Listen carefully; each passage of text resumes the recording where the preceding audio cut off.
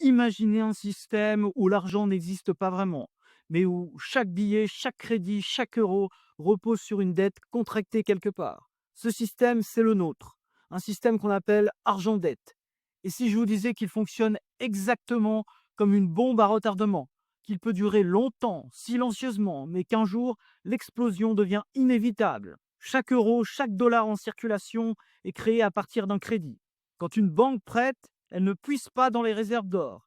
Elle crée de la monnaie nouvelle qui devra être remboursée avec des intérêts. Problème, comme les intérêts n'existent pas encore dans le système, il faut sans cesse créer plus de dettes pour rembourser les dettes précédentes.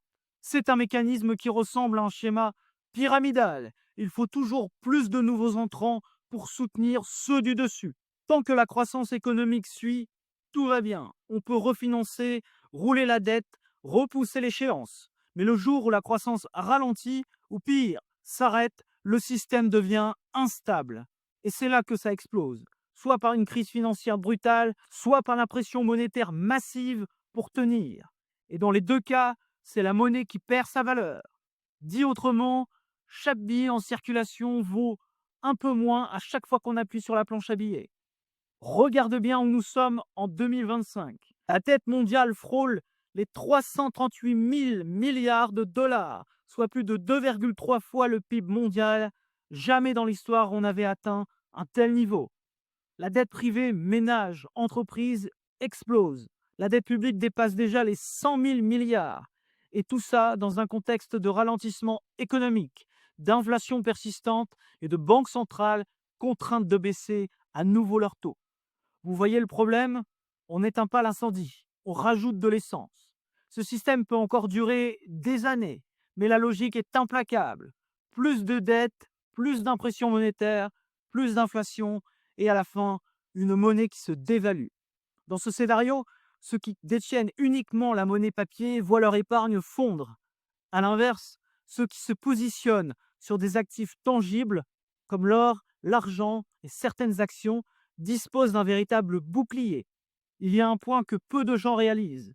Jusqu'à présent, laisser son argent sur un compte courant, un livret A, un fonds euro ou même prêter à l'État via une obligation, c'était la sécurité.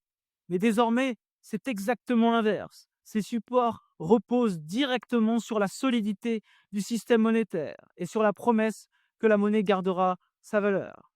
Or, quand ce système repose uniquement sur l'endettement et l'impression billet, ce que vous croyez sans risque devient en fait le plus risqué. Votre pouvoir d'achat fond lentement, mais sûrement. À l'inverse, détenir des actifs réels, comme des parts d'entreprises solides, autrement dit des actions, mais aussi des métaux précieux, c'est quelque chose de tangible, productif, difficile à dévaluer par simple impression monétaire.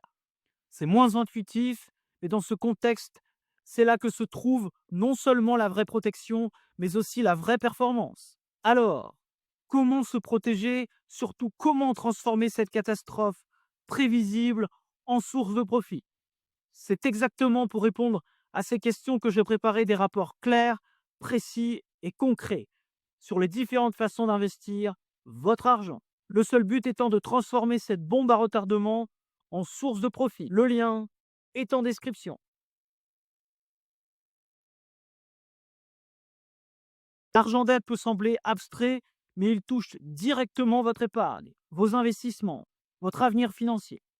Aujourd'hui, la bombe continue de tic-taquer. La question n'est pas de savoir si elle explosera, mais quand elle explosera. Et la vraie question pour vous est simple.